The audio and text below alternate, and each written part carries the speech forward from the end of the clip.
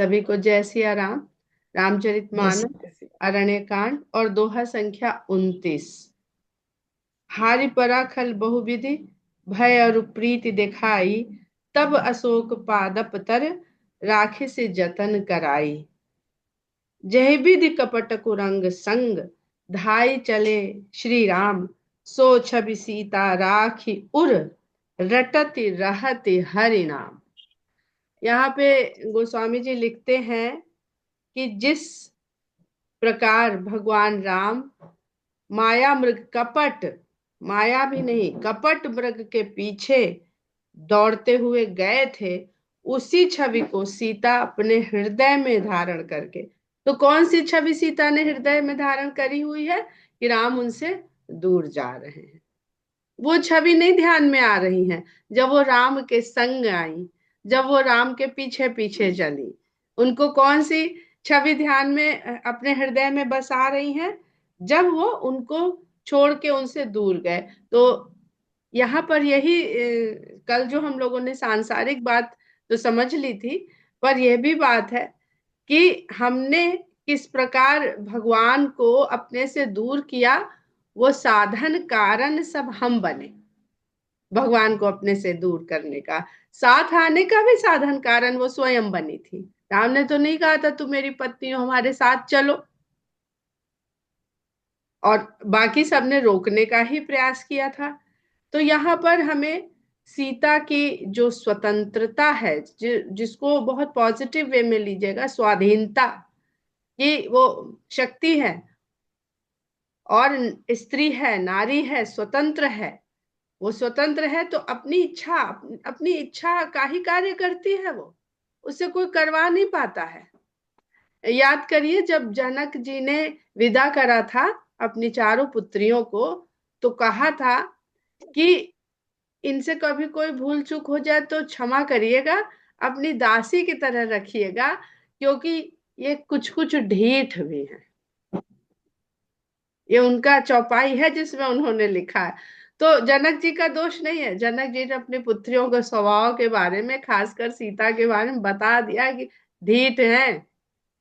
तो अब ढीठ है, तो अगर उन्होंने कुछ किया तो भगवान उनकी चिंता करेंगे। जनक जी ने ये कहा था कि भाई दासी समझ के रखिएगा। तो दासी समझने की मतलब थोड़ी है कि इनसे घर की चाकरी काम कर, वो भी उसमें कोई बुरी बात नहीं है। हर व्यक्ति को अपने आप को भगवान का सेवक ही मानना चाहिए। हम लोग ऑफेंड हो जाते हैं जब लक्ष्मण जी अपने आप को सेवक या भरत जी सेवक कहते हैं या निषाद कहते, तब बुरा नहीं लगता। लेकिन स्त्री को दासी, है भाई, स्त्री को दासी कहा जाएगा, दास तो कहा नहीं जाएगा। तो जो तथाकथित फेमिनिज्म का झंडा उठाने वाले लोग हैं, उनको लगता है कि गोस्वामी जी ने तो सीता जी को अपने पति की दासी कह दिया। वहां सभी दास और दासी ही हैं। माता कौशल्या उनके चरण में पड़ जाती हैं भाव विभल होके। तो ये तो जो व्यक्ति अपने स्वरूप को जानता है कि हम क्या हैं, वही अपने आप को दास दासी समझ सकता है। जो अपने स्वरूप को, वास्तविक स्वरूप को नहीं जानता है, जो देहाभिमान वाले स्वरूप को जानता है, वो अपने आप को स्वामी समझता है। रावण तो यहाँ पर फिर लिखते हैं रटति रहति हरि नाम। तो गोस्वामी जी ने बालकांड में ही थोड़ा सा और चलिए, वहां पर उन्होंने पहले ही बता दिया है कि राम निर्गुण राम भी है और सगुण राम भी है, और दोनों की तुलना खूब करी है, निर्गुण राम की और सगुण राम की। फिर अंत में कह दिया है भाई हमें तो एक ही बात समझ में आती है कि निर्गुण और सगुण दोनों से बढ़ के राम का नाम है। और वो भी खासकर कलयुग में, क्योंकि कथा तो हम कह रहे हैं त्रेता की, जहां वो आ गए हैं पुत्र बन के। क्योंकि त्रेता में एक दंपति ऐसा है जो उनको पुत्र के रूप में ला सकता है। कलयुग में तो हमें माता पिता आने को तो वो तैयार बैठे कलयुग में भी, लेकिन गोस्वामी जी कहते हैं हमको तो ऐसा कोई दंपति नजर आता नहीं है जिसकी इच्छा ये हो, जिसकी कामना ये हो, और जो उसके लिए इतना अपने आप को पहले शोधन करे, अपना इतना पवित्र करे कि वहां भगवान पुत्र के रूप में आ जाएं। द्वापर तक चले आए। द्वापर में भी ज्यादा लोगों का हुआ, प्रयास करना पड़ा और चुप्पे से चोरी से आना पड़ा। और राम जी तो डंके बाजे गाजे के साथ आए। ये त्रेता और द्वापर में फर्क हो गया कि वहां चोरी चुपके से आना पड़ा, छुपा के पहुंचाना पड़ा, किसी को कानो कान खबर नहीं हुई। और त्रेता में जब भगवान राम आए तो पूरी अवध में बधावे बज रहे हैं। जिसको देखिए वही इस बात पे इतरा रहा है कि हमारे यहाँ भगवान अवतरित हुए हैं। और कृष्ण के समय में किसी को कानो कान खबर नहीं हो रही, चुपचाप उनको यहाँ। तो कलयुग में क्या हाल हो जाएगा जरा सोच के देखिए। पहले तो ऐसा कोई दंपत्ति ही ढूंढे नहीं मिलेगा जहां भगवान अवतरित हो। तो तुलसीदास जी हमारे ही युग के हैं, समकालीन, हमारे कलयुग के ही मनुष्य हैं। मनुष्य तो क्या ही कहना, उनके लिए, हम लोग के लिए अपराध है अगर हम उनको मनुष्य कहें। तो वो जानते हैं कि यहाँ ना तो किसी को राम का स्वरूप समझ आएगा, न राम का साक्षात दर्शन हो पाएगा, न उनका सानिध्य मिल पाएगा। तो कलयुग के लिए जो सबसे बड़ा है वो राम का नाम है। और इसकी भी वो जो प्रतिष्ठा है वो त्रेता युग में स्थापित करते चलते हैं। रटति रहति हरि नाम। और गोस्वामी जी कहते हैं कि व्यक्ति को राम नाम जपना चाहिए। कितने योगी सन्यासी सब ध्यान करते हैं, तो ध्यान भी आपका छूट सकता है। तो राम जपिए, राम रटिए या राम रमिए, तीन तरह से राम के साथ जुड़े रहिए। राम मतलब राम के नाम के साथ, चाहे आपको जपना हो, रटना हो, रमना हो। तो ये जपना रटना अब क्या है, इसको यहाँ सीता माता के द्वारा समझने का प्रयास करेगा कि हृदय में उन्होंने भगवान की छवि बैठाई है और रट रही है, तो जिह्वा से रट रही है। रटना सुनाई देता है। जब हम लोग बच्चों या खुद याद करते थे पहाड़े या कुछ फॉर्मूले, तो टीचर या माता पिता कहते थे जोर जोर से रटो, ताकि आप बोले भी और कान भी सुने और वो भी सुनती रहे कि हाँ आप रट रहे हो, आपका ध्यान कहीं इधर उधर भटक नहीं रहा, कुछ और नहीं सोच रहे हो। तो सीता जी रट रही हैं। तो मन, बुद्धि और चित्त, मन में जप किया जाता है और जिह्वा से रटा जाता है और चित्त से रमा जाता है। तो जैसी जिसकी क्षमता वैसा कर लो। मन और चित्त तो थोड़ा मुश्किल है, जिह्वा से सरल है कि जिह्वा से राम राम रट लो। तो यहाँ पर बिल्कुल एक ऐसे जीव का प्रतीक है सीता माता, जो किस प्रकार सांसारिक विषयों से आकर्षित होकर के अपने आप को खतरे में डाल दिया है, संकट में डाल दिया है। तो क्या करिए, राम राम रटिए। म्यूट रखिए आप लोग, बहुत लोगों का अनम्यूट है। और इस राम राम रटने से देखिएगा उनको मुक्ति मिलेगी अपने संकट से। और इधर चलते हैं, रघुपति अनुजहि आवत देखी, वाहिज चिंता कीन्ह बिसेखी। राम तो तुरंत लौट ही पड़े थे, पढ़ा था हम लोगों ने कल। तो जैसे ही लौट पड़े तो उन्होंने देखा सामने से तो लक्ष्मण जी चले आ रहे हैं। वाहिज चिंता कीन्ह बिसेखी, बाहर से उन्होंने बहुत चिंता दिखाई। जनक सुता परिहरहु अकेली, आयहु तात बचन मम पेली। तुम जनक सुता को अकेली छोड़ करके यहाँ चले आए हो और मेरे वचन की भी तुमने अवज्ञा कर दी। मेरा जो आदेश था वो भी तुमने पालन नहीं किया। निशिचर निकर फिर बन माही, मम मन सीता आश्रम नाही। राक्षस तो पूरे वन में विचरण करते फिरते हैं और मेरे मन में ये आ रहा है कि सीता आश्रम में नहीं। बात वो सही कह रहे हैं, उनको तो पता ही है, सब पूर्व निर्धारित है। लेकिन लक्ष्मण से जिस ढंग से बता रहे हैं उसमें चिंता के द्वारा बता रहे हैं। अब यहाँ पे दो कारण है कि एक तो लक्ष्मण जी को इनकी योजना का पता नहीं है, और अगर जरा सा भी पता हो गया तो लक्ष्मण जी भी कहेंगे लीला ही है तो बैठो चुपचाप, क्या करना है। अपने आप जैसे हम लोग कहते हैं ना, यही वही जो राम रचि राखा को करी तर्क बढ़ावे सा।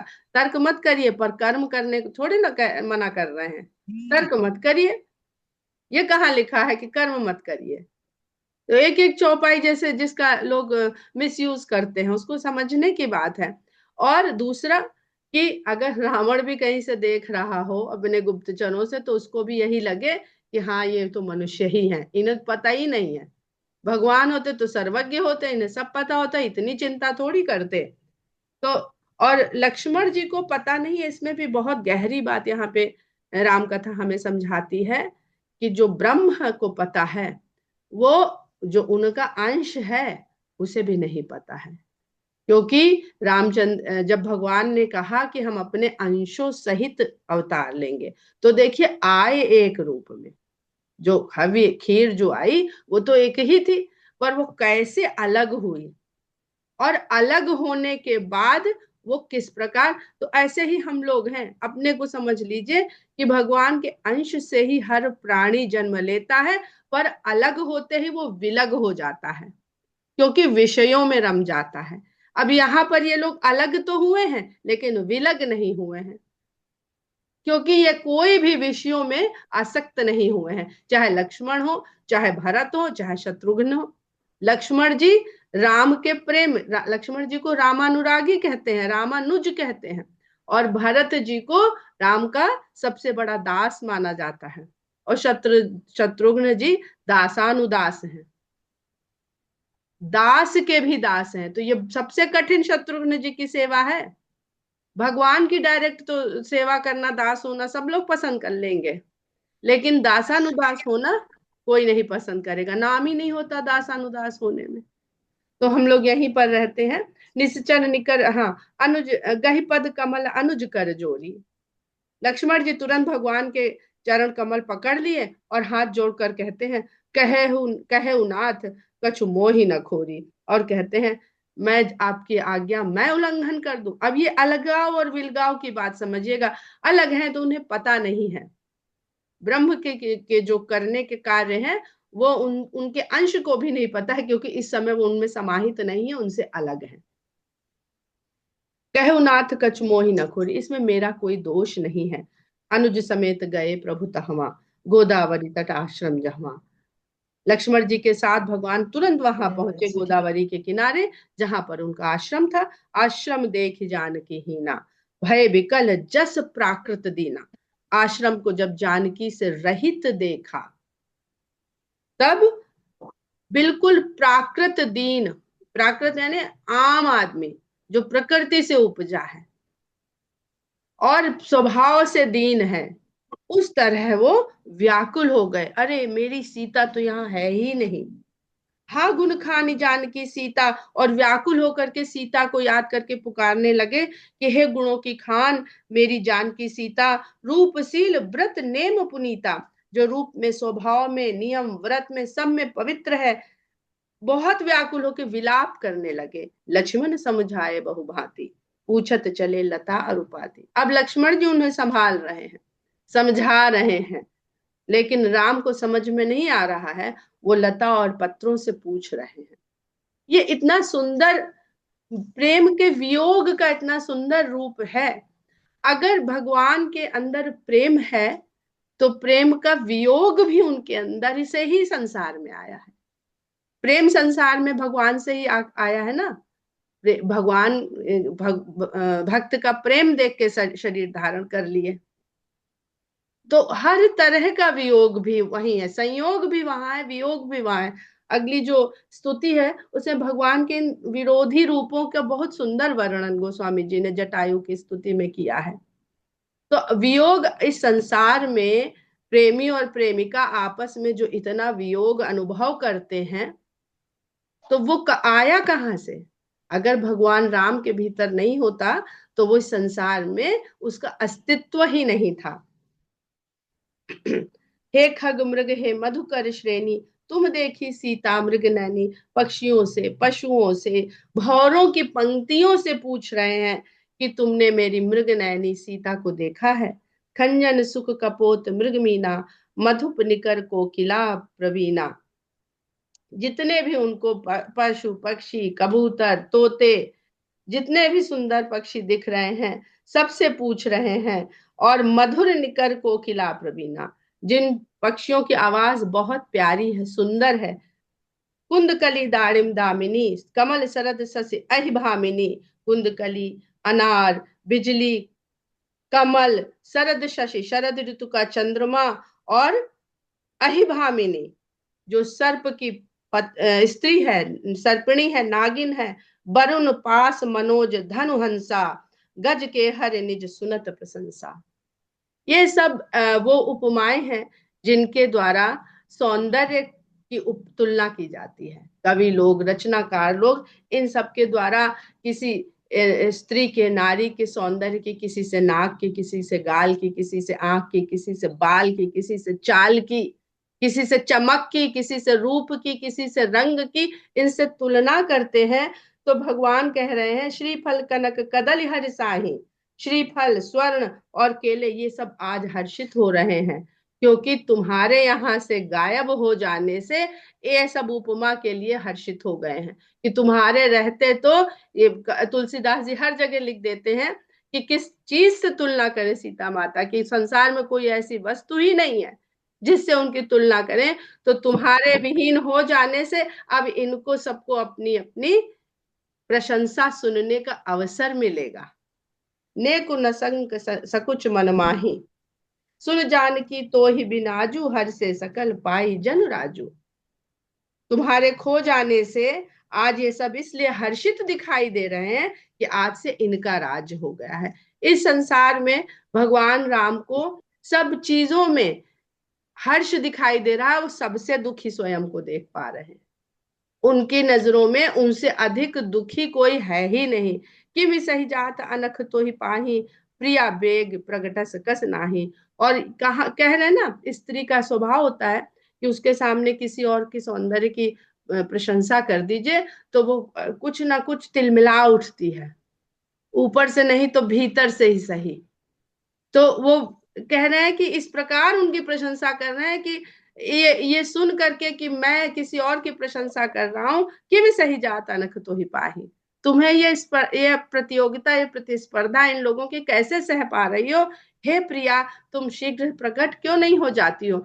मेरे सामने आ जाओ कि देखो मैं तो हूँ, मैं हूँ इन सबसे सुंदर, मैं हूँ इन सबसे अच्छी, मैं कहीं नहीं गई हूँ। एहि विधि खोजत बिलपत स्वामी।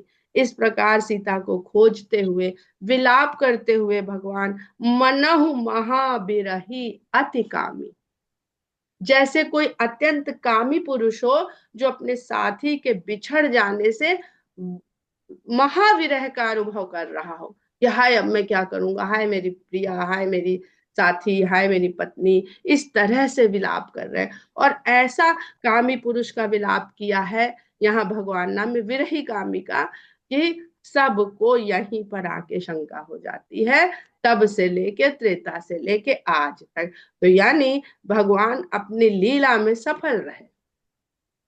पहले पुराने जमाने में कहते थे ना कि लोग प्राण नाम नहीं रखते थे अपने बच्चों का, इतना जो खलनायक थे, विलेन थे, इतनी बुरी उनके दिमाग में छवि आती थी खाली उनके नाम से। तो उन्होंने कहा कि हम सफल रहे फिर अपना अभिनय करने में, इसका मतलब कि अगर मेरे नाम से लोगों के मन में इतनी नफरत आ जाती है कि वो अपने बच्चे का नाम नहीं रखना चाहते, तो एक मनुष्य अगर इसको अपनी सफलता मान सकता है और यही उसकी सफलता है, तो भगवान की तो यही सफलता है ना कि वो जो कर रहे हैं वो आज तक लोगों को वही दिख रहा है जो उन्होंने जैसा अभिनय किया है। पूरन काम राम सुख राशि, राम तो सुख की राशि है, सुख वहीं बसता है, पूर्ण काम है, उनको कोई कामना है ही नहीं।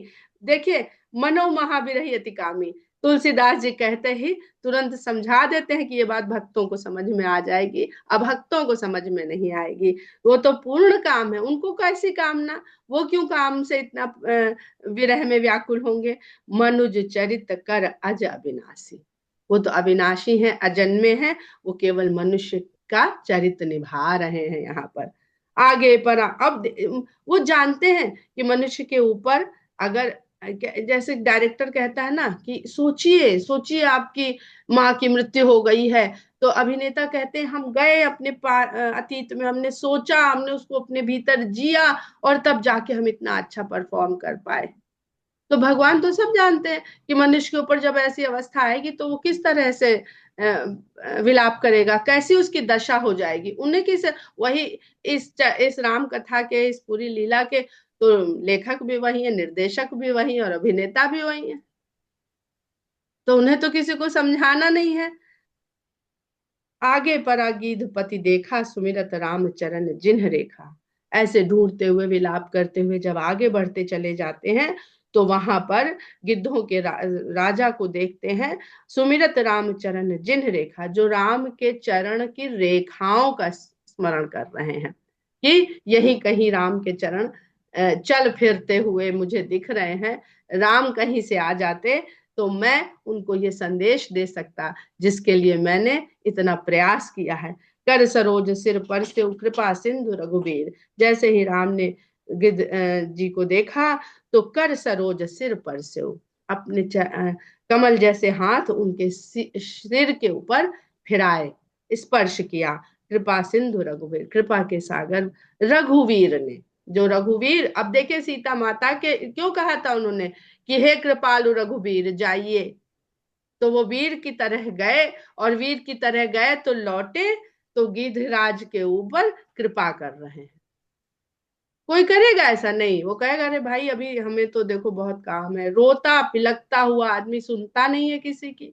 उन्होंने कह ही दिया कि भरत जी ने कि हम कुछ अनुचित कह जाए तो बुरा ना माने यहाँ पर लोग, क्योंकि दुखी व्यक्ति कुछ भी बक सकता है। और यही लक्ष्मण जी को राम ने भी समझाने का प्रयास किया। लक्ष्मण जी भरत जी को इतना सुने वहां पर कि वो बार बार कह रहे हैं, तो भी उनको समझ में नहीं आया कि सीता माता की कही हुई बात से वो बुरा ना माने। भरत जी पूरे टाइम ही तो यही बोल रहे हैं, तो लक्ष्मण जी वहां पर थे कि अगर मैं कुछ अनुचित कह जाऊं तो मेरी बात को ध्यान न दिया जाए, क्योंकि दुख में पड़ा हुआ व्यक्ति बावला हो जाता है। तो सीता जी तो दुख में बावली हो गई है, लक्ष्मण जी ने क्यों उनकी बात सुन ली? उनको तो पता होना चाहिए। लेकिन इसीलिए गोस्वामी जी ने लिख दिया कि लक्ष्मण जी हरि प्रेरित, भगवान की प्रेरणा से उन्होंने सीता जी की बातों पर अपनी प्रतिक्रिया दी, और सीता जी के मार्मिक वचन सुन करके वहां से चले गए। निरखि राम छवि धाम मुख विगत भई सब पीर, जब उसने राम के सुंदरता की, जो सुंदरता का धाम है, जो उस मुख को देखा तो सारी उसकी पीड़ा चली गई। तब कह गिद्ध बचन धरि धीरा, तब गिद्धराज ने बहुत धीरज के साथ, प्राण जा रहे हैं उनके, कब से पंख कटे हुए पड़े हुए हैं, सुनो राम भंजन भव भीरा, हे राम इस संसार की जो पीड़ा है इसका भंजन करने वाले आप हैं, मेरी बात को सुनिए। नाथ दशानन यह गति कीन्ही, हे नाथ दशानन ने मेरी यह गति करी है, तही खल जनक सुता हर लेनी, उसी दुष्ट ने जनक सुता को हर लिया है। तो छोड़ के लक्ष्मण जी किसको आए हैं? जनक सुता को। हरण करके कौन ले गई है? जनक सुता। माता सीता को, वैदेही को रावण हर नहीं सकता है। वो इस समय वो भी अपने प्राकृत उसी रूप में, अपने पिता जनक सुता के रूप में है। वह यहाँ पे वो राम की पत्नी के रूप में होती तो रावण उन्हें छू भी नहीं सकता था। ल दक्षिण दिश गयो गोसाई, बिलपति अति कुररी की नाई, हे गोस्वामी वो दक्षिण दिशा की ओर उनको लेकर के गया है, और वो जैसे बहेलिए के हाथ में फंसी हुई छोटी सी नन्ही सी चिड़िया होती है, इस प्रकार वो चीख चीख कर विलाप कर रही है। दक्षिण दिश, देखिए उत्तर जो होता है वो उत्तरार्ध हमेशा ऊपर की ओर हमारी गति को ले जाता है, और दक्षिण पतन की ओर होता है। हम अपने शरीर में देखते हैं तो हमारा शीश उत्तर की ओर होता है और हमारे पैर दक्षिण की ओर होते हैं, और उत्तर की ओर के जो लोक है वो धीरे धीरे ऊर्ध्वमुखी लोक होते हैं, और जो नीचे की ओर के लोक होते हैं वो जो 14 लोक कहे जाते हैं वो सब अधोमुखी लोक होते हैं। तो जिसमें पाताल रसातल इस तरह के सब है। तो अब उसी सीता को जो इस संसार में सब वैभव के रूप में इस धरती पे व्याप्त है, उसको मनुष्य, अहंकारी मनुष्य रसातल की ओर, दक्षिण यानी नीचे की ओर लेकर के जाता है। और भगवान का ये कार्य है कि जो मनुष्य उस प्रकृति माँ को इस प्रकार अधोमुखी कर रहे हैं उनका नाश होना ही चाहिए। अब पहले तो प्रकृति उसका नाश करने में सक्षम है, लेकिन यहाँ रावण को तो ये वरदान मिला हुआ है, तो इसलिए माता सीता उसका नाश नहीं कर रही है, उसका नाश केवल भगवान के हाथों से होएगा। दरस लागी प्रभु राख्यो प्राणा, चलन चाहत अब कृपा निधाना, आपके दर्शन के लिए मैंने अभी तक ये प्राण बचा के रखे थे, हे कृपा निधान अब मेरे प्राण चलना चाहते हैं। राम कहा तनु राखहु ताता, मुख मुस्काई कही तही बाता। कितनी सुंदर बात है। ऊपर लिखते हैं, 4 चौपाई ऊपर लिखते हैं कि मनहु महाबिरही अति कामी, एहि विधि खोजत बिलपत स्वामी। यहाँ लिख रहे हैं कि मेरी बात हुई। राम कहा तनु राखहु ताता, मुख मुस्काई कही तही बात। राम ने कहा हे तात, हो जाएगा तो ठीक है।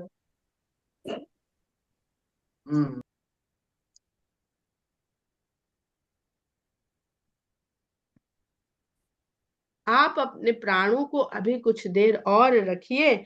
और मुस्कुरा कर उन्होंने ये बात कही, क्योंकि भगवान का मुस्कुराता चेहरा देख के तो किसी के भी प्राण रुक जाएंगे कि अभी इस मुस्काते हुए चेहरे को थोड़ा और देख ले। जाकर नाम मरत मुख आवा, अधमो मुकुत होई श्रुति गावा, सो मम लोचन गोचर आगे, राखऊं देहनाथ के ही खांगे।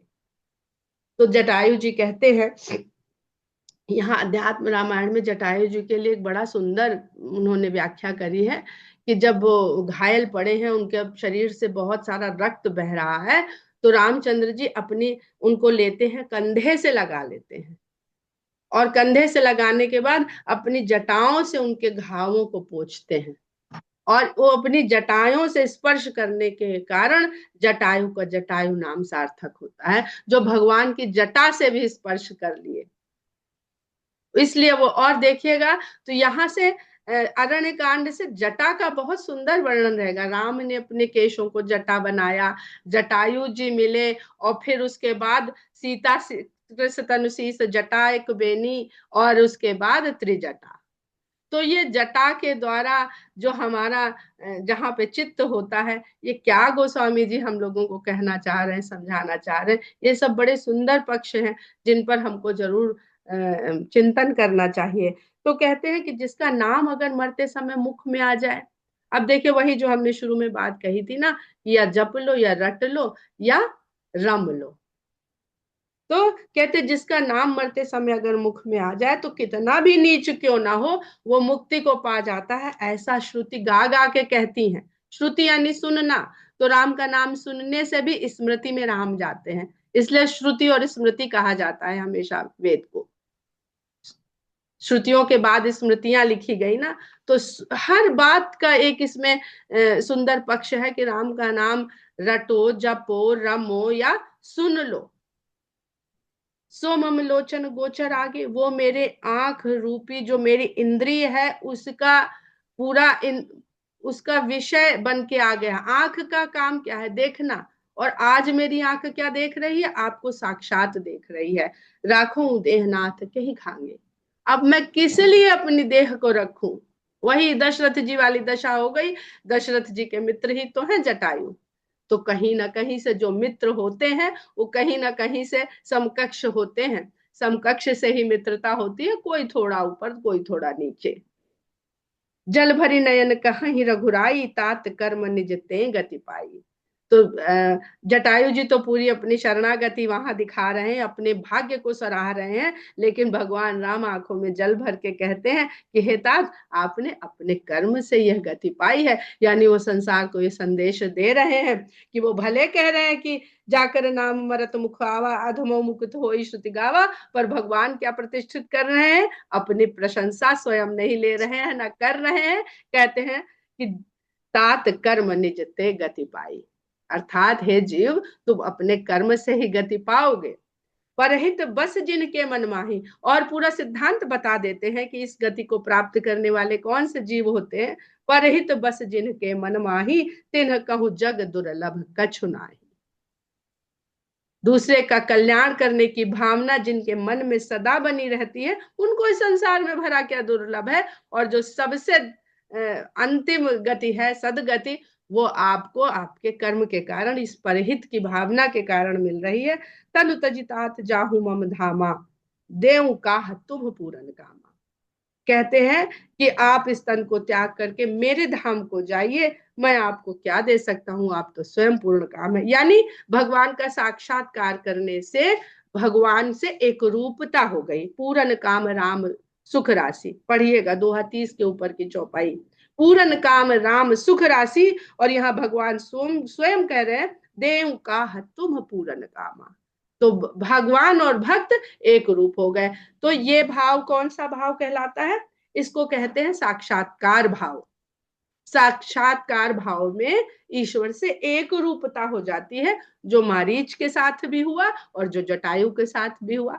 उन्होंने भगवान का साक्षात दर्शन किया, तो भगवान के एक रूप, उसी उन्हीं का रूप प्राप्त करके उनके धाम को चले गए। तन सीता हरन तात जन कहु पिता सन जाई, जो मैं राम तकुल सहित कही दसानन आई। लेकिन आपसे मेरी एक प्रार्थना है कि आप मेरे धाम को अब यहाँ पर एक बड़ी शंका वाली बात आ जाती है कि दशरथ जी तो स्वर्ग में निवास कर रहे हैं और जटायु जी को भेज रहे हैं वो अपने धाम में, और कह रहे हैं कि सीता हरन तात जन कहु पिता सन जाए। आप मेरे पिता से सीता के हरण की बात मत कहिएगा जाकर के, जो मैं राम तकुल सहित, अगर मैं राम हूं तो कुल सहित दशानन स्वयं आके उनको यह घटना की जानकारी देगा। इससे ये पता चलता है कि भगवान के धाम में जाने के लिए हमें ये सारे लोकों से होते हुए जाना पड़ता है। छलांग नहीं लगती है कि यहां से वहां लग गई। और कुछ ही ऐसे लोग हैं, ज्यादातर लोग तो इन लोगों तक जाते हैं जो ऊर्ध्वमुखी लोग हैं, और फिर अपने कर्मों के कारण या वासनाओं के कारण फिर नीचे गिर जाते हैं। लेकिन जिन पर भगवान की ऐसी कृपा और जिनके कर्म, वही फिर आ गई कि पुरुषार्थ भी आपका होना चाहिए और उसमें कृपा भी भगवान की मिलनी चाहिए, तब आप भगवान के धाम में पहुंचेंगे। फिर वहां से लौटने की गुंजाइश जरा कम रहेगी। तो सीता हरण तात जन कहु पिता सन जाई, जो मैं राम तकुल सहित कहे दसानन आई। यहीं पर हम लोग विराम लेते हैं। जय सिया राम।